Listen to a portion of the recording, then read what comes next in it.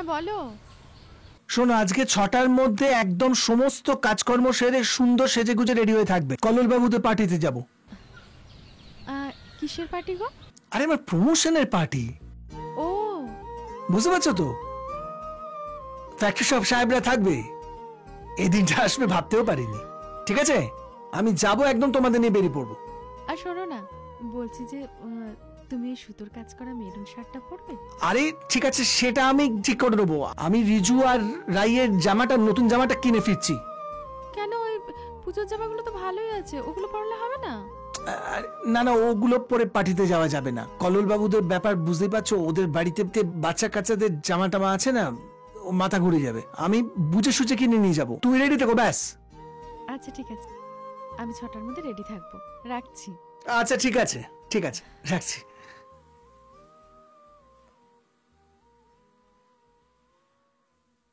এই রাই, রিজু, হ্যাঁ ম্যাম আসছি। দারুণ খবর। কি হয়েছে? আজকে আমরা পার্টিতে যাব। পার্টি কোথায় হবে? বাবাইয়ের একটা বড় হল ঘরের অফিসের ওখানে সব লোকজন আসবে, প্রচুর খাওয়া দাওয়া হবে। অনেকে সেজেগুজে যাবে নিশ্চয়ই। সেজেগুজে যাবে বড়রা, তোর মতো বাচ্চারা না। তুই বেশি জানিস না। ওর বাবা, সব সময় খালি ঝগড়া দুজন মিলে। সবাই সেজেগুজে যাবে, হয়েছে? এবার শোনো আরেকটা ভালো খবর, বাবাই তোমাদের জন্য নতুন জামা কিনে আনছে। কি সত্যি? সত্যি।